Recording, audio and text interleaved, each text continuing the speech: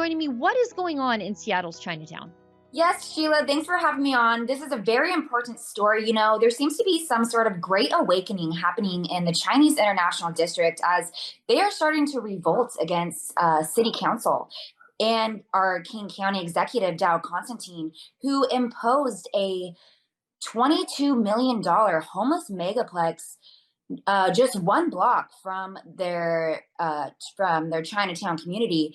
And Chinatown is known already to be a hot zone for crime. In Seattle, you mentioned earlier about failed progressive policies. Well, that is exactly what the city is suffering from. Criminal lawlessness and hate crimes have increased against Asians by more than 330% in the past year alone, following the defund the police movement and the pandemic and other factors in that. But the ones that are attacking are wonderful members that live in the Chinese International District. They're actually homeless vagrants who attack the elderly, and they get put back out onto the streets because our city has a lack of prosecution and revolving door policies. So they already live in fear. They are brutally assaulted, homicides on the regular in the CID is what they call it. And they do not want this homeless megaplex. So they're experiencing firsthand what you vote or you get what you voted for. And they are actually fighting back. They have started to revolt against city council.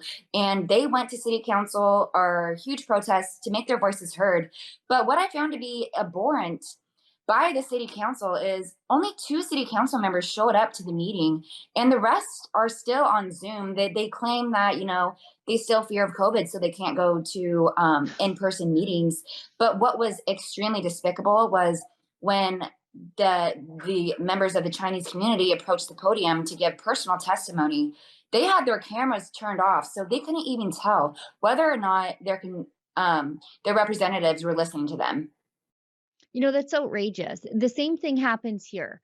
Our Chinatown community, it's downtown, it's an older community. These Chinatowns, I think our Chinatown is probably similar to yours. It's sort of a community that was built around the formation of the railroad. And Mhm. they're doing their best to, encourage businesses to move into the neighborhood. There are existing businesses there. It's their community, it's their cultural hub. And then these progressive policies just pile all the drug addicts and homeless people into their neighborhoods, drive the crime rate up, drive their property value down, and make it impossible for people to do business there. And then when they take it to the politicians, they're accused of being unkind and unsympathetic to the homeless people and the drug addicts. Right. Yeah, I totally agree. The members in the CID, they are saying that city council is taking advantage of them because of their polite culture. They're not known to even get involved in politics. They actually would rather refrain from getting involved. But I think we are seeing a great awakening because they are very well aware that the progressives on city council are failing them. They marched with signs that said Democrats are missing in action. They had signs that had city council members' faces on them with crossed out, asking where they are. These are the same city council members that, try to win over their votes by playing identity politics. And they're seeing firsthand that that is not how a successful city and culture should be ran. So they're very well awakened. And what I found to be a significant part was Democrats weren't there. We don't have a single conservative or Republican even in our city council, but Washington State GOP, they actually showed up to the protests and started helping the members of the Chinese International District. So come November, midterm elections, the next election cycle, it's going to be very interesting to see who they vote for. Yeah, I think it's interesting. Here in Canada, some of the most outspoken critics of progressivism are new Canadians from China, because they came here for democracy. They came here for accountable government. And they don't, there's no concept of wokeness really in their culture. And I think it's wonderful. It's something we can all learn from. And so, for example, here in Alberta, and just because that's my experience, they just look at the crime. They don't care who's committing it. They just don't want the crime on their doorstep, because they pay taxes like everybody else. They want to be safe on the streets.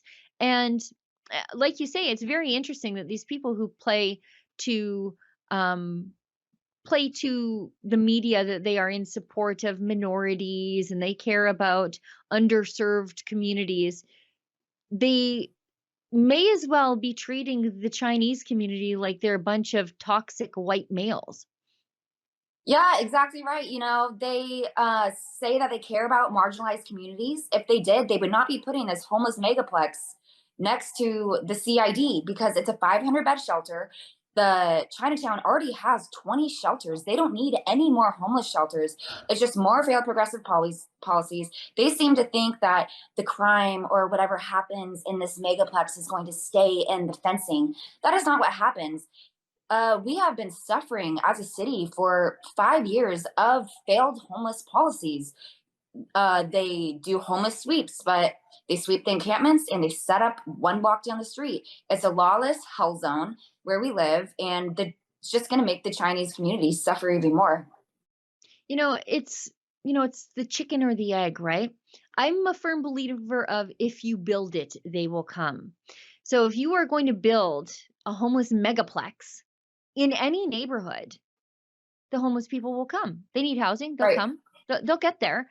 So why aren't we putting it in some of the nicer neighborhoods to or maybe the mayor's neighborhood so that he can experience the cultural diversity he's dumping on somebody else? Right. You know, that is the question of the century. They like to and make these radical policies. They are helping the community, say it's for compassion, but they refuse to put these homeless encampments anywhere near their neighborhood because they know what homeless encampments bring. It brings crime, it brings unsafety, and they would rather other communities suffer than themselves. Well, and I think there's a broader societal issue here in how we deal with homelessness and drug addiction. Progressive cities are so often in favor of, legalized injection sites or legalized drug use altogether, because they say that's compassion. But when you look at how long-term drug addicts live, I don't know how you could look at advocating for someone to stay in that spiral of doom and gloom and misery as the compassionate thing when it should be, early intervention, drug treatment, not drug toleration.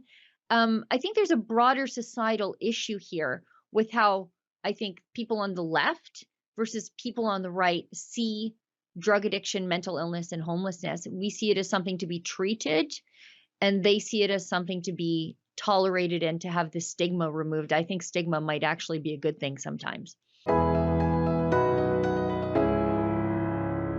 What you just saw was an excerpt from my nightly show, the Ezra Levant Show. Every weekday, I do a monologue. Usually it's about half an hour. Then I interview an interesting guest, and then we read my hate mail or my fan mail, whichever is more fun. It's only available behind a paywall, though. That's how we pay our bills here at Rebel News. We don't take a dime from Justin Trudeau. But the good news is it's only $8 a month, about half the price of Netflix. And in addition to my nightly show, you also get weekly shows from 4 other friends here at Rebel News. So you're getting 36 shows a month just for $8. I think it's worth it. And even if you're not quite sure, do it anyways, because we rely on viewers like you to keep us free and independent. I promise you I'll never take a dime from Trudeau. Just go to rebelnewsplus.com and click subscribe. Thanks.